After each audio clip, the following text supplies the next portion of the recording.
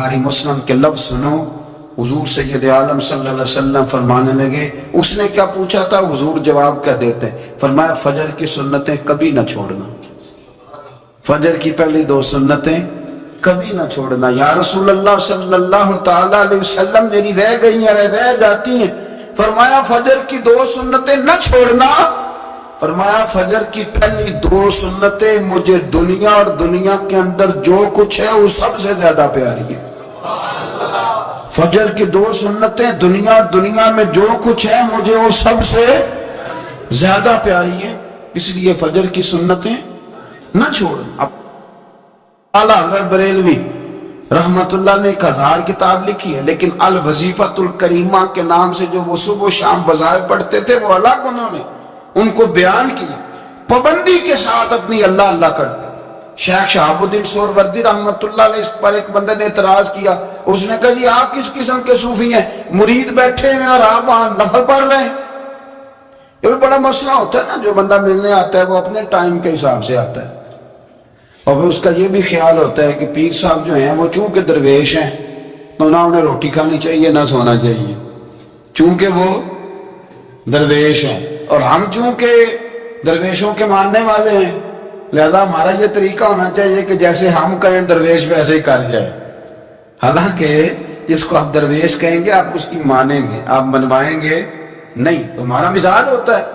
شیخ شہاب الدین پر لوگوں نے اعتراض کی. حضور لوگ ملنے آئے ہیں، زیارت کرنے آئے ہیں، یہ بندے دعا کرانے آئے ہیں، اللہ اللہ کرانے آئے اور آپ نفل پڑھ رہے ہیں. کیا جملہ ہے، کیا حسن ہے، کیا خوبصورتی ہے. فرمانے لگے رب رسول سے مانگنے کے لیے مصلی بچھایا ہے، اگر وہاں سے مانگوں گا نہیں تو تمہیں دوں گا کیا؟ پہلے مجھے کچھ لے تو لینے دو. اگر میرے پلے کچھ ہے ہوگی تو آگے دوں گا نا. تو میں مانگنے گیا تھا کہ یا اللہ دے، تیرے بندے لینے آئے دے، تو میں کچھ لوں گا تو آگے دوں گا نا.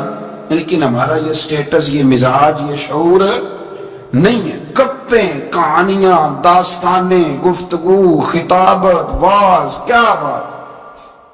لیکن اگر کچھ کرنے کا کام ہو تو وہ نیم سے ہوتا. میرے نبی کریم علیہ السلام نے مصلی سے دل لگانے کا درس دیا.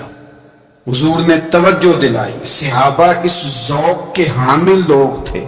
وہ کوشش کرتے تھے. جناب صدیق اکبر رضی اللہ تعالیٰ عنہ کا عبادت کا مزاج ہمیشہ قائم رہا. حضرت عمر فاروق ساری رات اللہ کے حضور کھڑے رہے.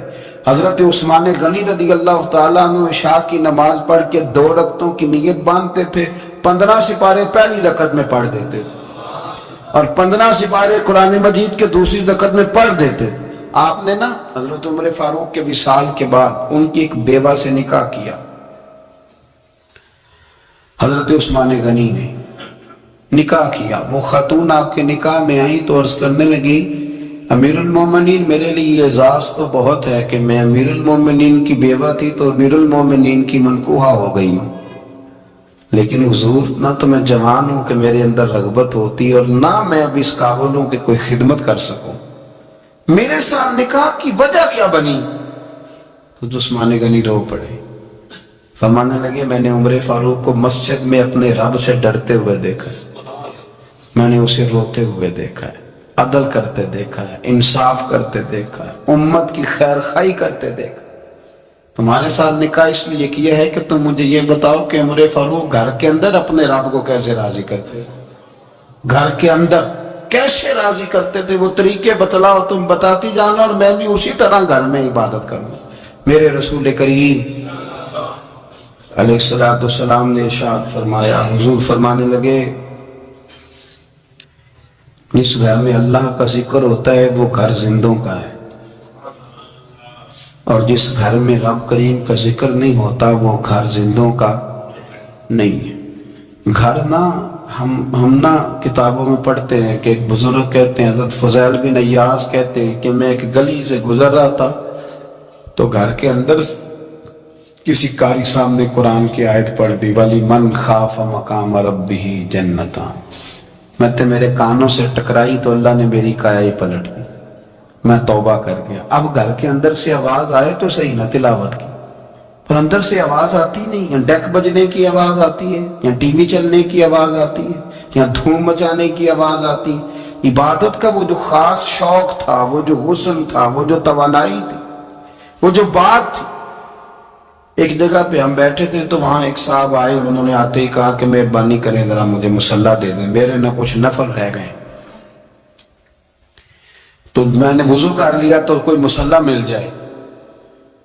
مصلی انہیں دے دیا گیا، وہ مصلی لے کے چلے گئے. تو پیچھے ایک صاحب نے تبصرہ کیا، کہنے کتنا ریاکار بندہ ہے، لوگوں کو دکھا رہا ہے کہ میں نفل پڑھتا ہوں، ہے کو بات کرنے والی. میں نے اسے کہا، میں نے کہا تو مہربانی کرنا، اس طرح کی ریاکاری تو بھی کر، پکڑ مصلی اور جا تو بھی تھوڑی ریاکاری کر کے آ، اٹھ ذرا شکر کر. کوئی یہ ریاکار بھی ملا ہے، کوئی نفل پڑھ کے ریاکاری کر رہا ہے. اللہ کا میں کہتا ہوں کو پڑھے تو صحیح نہیں. یار یہ کوئی دور ہے نفل پڑھنے کا؟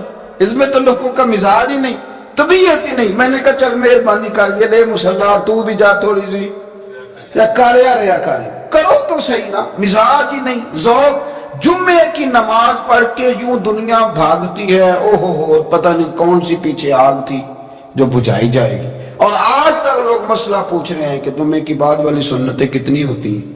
میں نے کہا کتنے سال ہو گئے جمعہ پڑھتے، کتنے سال ہو گئے، ابھی تک سنتوں کا نہیں پتا. ابھی تک نہیں علم کے پہلے کتنی رکھتے ہیں اور بعد میں کتنی رکھتے ہیں. فجر کی سنتیں کب پڑھنی چاہیے؟ سنو فجر کی سنتوں کے بارے میں. میرے رسول کریم سید عالم صلی اللہ تعالی علیہ وسلم سے ایک صحابی نے پوچھا تھا، حضور میری فجر کی سنتیں رہ گئیں یا رہ جاتی ہیں تو حکم کیا ہے؟ کیا انداز ہے حضور کا، اپنا ذوق، اپنی طبیعت. ہم نے نا ذوق غلط بنا لیا. اگر 20 بندے کہہ بھی دیں گے تو نے بڑی شاندار تلاوت کیا تو کیا اس سے بنے گا؟ 100 بندہ کہہ بھی دے تیری کیا بات ہے، کیا بات ہے نعت خاں کی، کیا بات ہے علامہ صاحب کی، پیر صاحب کی، پیر مہر علی شاہ صاحب رحمت اللہ علیہ. آپ تشریف فرما تھے تو آپ کے ایک ہی بیٹے بابو جی جن کو کہا جاتا ہے، جس دن صاحبزادے پیدا ہوئے تو خادم نہ وہاں سے نکلا. ان لوگوں کے شوق اور طرح کے تھے نا، تو ان کی توجہ بھی اپنے شوق کی طرف رہتی. تو خادم نکلا اندر سے، پیر صاحب مبارک ہو، پیر صاحب مبارک ہو، پیر صاحب مبارک ہو، پیر صاحب مبارک ہو، شور کر رہا ہے. تو پیر صاحب کو وجد ہو گیا، اللہ اکبر اللہ اکبر اللہ. وہ کیا ہوا، کس بات کی مبارک دے رہے ہو؟ عرض کی حضور اللہ نے بیٹا دیا. تو آپ فرمانے لگے اچھا حضور آپ کیا ہوا، آپ تو پریشان ہو گئے. فرمانے لگے جب تو نے 3 دفعہ کہا نا مہر علی کو مبارک ہو تو میں سمجھا تھا شاید تجھے کسی نے بتا دیا ہے کہ مہر علی سے اللہ راضی ہو گیا. میں سمجھا تھا کہ شاید تو یہ خبر لے کے آیا ہے کہ کسی نے بتایا ہے کہ مجھے آج خبر ملی ہے کہ مہر علی سے رب اچھا پتر ہوا ہے. الحمدللہ اللہ کا شکر ہے. پر میرے لیے مبارک کا دن وہ ہوگا جب میرا رب کہے گا کہ میں مہر علی سے راضی ہوں. میرے محبوب کہیں گے کہ میں مہر علی سے. آپ بات کو سمجھیں، شوق ہی کسی اور طرف تھا، دل ہی کہیں اور لگا ہوا تھا، طبیعت ہی کہیں اور مائل تھی. کوئی وظیفہ پوچھتے تھے تو پڑھتے تھے وہ لوگ، کچھ اللہ اللہ انہیں بتائی جاتی تھی تو کرنے کا ذوق رکھتے تھے، طبیعت تھی، قائل تھے. حضرت ربیع کہتے ہیں میں بڑی دور سے سفر کر کے گیا حضرت اویس کرنی سے ملنے، بڑی دور سے. اور جب میں پہنچا تو فجر کا وقت تھا. تو حضرت اویس کرنی کو میں نے پا لیا. تو وہ نماز پڑھ کے نا قرآن شریف لے کے بیٹھ گئے. فرماتے اشراق چاشت کا وقت ہوا تو نفلوں کی نیت باندھ لی. محدث ابن الجوزی نے لکھا ہے، فرماتے ہیں پھر جب زوال کا وقت ہوا تو مسجد میں جھاڑو دینے لگ گئے. زور کی نماز پڑھ کے تو عصر کی تیاری تک وہ مسجد میں بیٹھے رہے. اور میرے نبی پاک علیہ السلام نے فرمایا جو نماز کے انتظار میں بیٹھا ہو وہ نماز ہی میں ہے، وہ نماز ہی میں ہے. فرمایا میری دنیا میری امت کی جو رہبانیت ہے نا وہ اتنی ہے کہ نماز کا انتظار کرے. اذان کے بعد نماز کا یہ راہب ہے، یہ اس وقت چھوڑ کے بیٹھے ہیں سارا کچھ. فرماتے ہیں عصر تک انہوں نے اللہ اللہ کی، پھر مغرب تک کی، عشاء کی نماز ہوئی تو نماز پڑھی تو وہ تھک گئے. اب مجھے وہ فارغ ہو مصلی چھوڑے تو میں ملاقات کروں نا. یہ آپ حیران نہ ہو کہ اتنی دیر بندہ کیسے اللہ اللہ کر. ہم نے کی نہیں نا اس لیے ہم پریشان ہیں. جو عادی ہوتے ہیں وہ کر بھی لیتے ہیں، وہ یہ کام میری بات کی سمجھ آ رہی ہے؟ جب جاتے ہو کسی دفتر میں تو 8 گھنٹے کھڑے رہ لیتے ہو نا، مجبوری ہوتی ہے تو کھڑے رہا جا سکتا ہے۔ پاسپورٹ کے دفتر بولیے، امیگریشن کی لائنوں میں، اور میں نے تو امبیسیوں میں بندے 12 گھنٹے پہلے جا کے کھڑے دیکھے، رہ لیتے ہیں کھڑے۔ تو اگر ان کاموں کے لیے رہا جاتا ہے تو اللہ رسول کے لیے بھی کھڑے رہا جا سکتا ہے۔ تو فرمانے لگے کہ جب عشاء کی نماز کے بعد آخر انسان تھے، تھک گئے، نیند کا غلبہ ہوا، تو تھوڑی ایسے آنکھ بند ہوئی تو کھلی تو رونے لگے۔ حضرت ویسے کر لیا، رو کے کہنے لگے مالک مجھے غافل تو نہ کر، ابھی میں نے کیا بھی کچھ نہیں، دن ختم ہو گیا، کوئی نفل نہیں، کوئی اللہ نہیں، اللہ مجھے غافل نہ کر، میری مدد فرما۔ فرماتے ہیں جب وہ روئے تو میرے ساتھ جو شخص تھا، میں نے کہا اٹھو چلیں، کہنے لگا حضور ملنا نہیں، فرمایا جو میں لینے آیا تھا وہ مجھے مل گیا، جو میں ان سے سیکھنے آیا تھا وہ مجھے نصیب ہو گیا، اب اور میں نے کیا لینا، ختم ہو گئی بات، اٹھو چلیں۔ اللہ کے بندوں نے حضرت ربیہ بن کعب اسلمی رضی اللہ تعالیٰ عنہ فرماتے ہیں، کہتے ہیں جب بنو قریظہ اور بنو نذیر یہودیوں کے ساتھ حضور علیہ السلام نے جنگ کا اعلان فرمایا تو وہ دشمن ہو گئے، ہمیں خطرہ تھا کہ وہ رات کو کہیں محبوب کو تکلیف نہ دیں، تو کچھ لوگ نا تلواریں لے کے نبی پاک کے دروازے پہ پہرے داری کرتے تھے۔ گن مین رکھنا حرام نہیں، اگر کسی کو واقعی خطرہ ہو تو اس کے لیے سنت بھی ہے۔ حضرت علی المرتضیٰ تلوار لے کے حضور کے گھر کا پہرا دیتے تھے۔ حضرت ربیہ بن کعب اسلمی رضی اللہ تعالیٰ عنہ فرماتے ہیں کہ رات میری ڈیوٹی تھی کہ میں حضور کے گھر کا پہرا دوں گا، تو فرماتے ہیں میں باہر سن رہا تھا، ساری رات ہی میرے نبی پاک نے اللہ کی تسبیح پڑھی، ساری رات، کبھی تسبیح، کبھی تحلیل، کبھی تحمید، کبھی تکبیر، ساری رات۔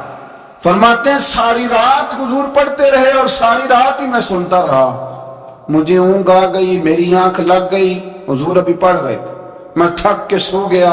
اور فرماتے ہیں جب میری آنکھ دوبارہ سے کھلی تو میرے کانوں میں پھر کوئی چیز گونجی، تو میں نے کان لگایا تو میرے حبیب ابھی بھی اللہ کو یاد کر رہے۔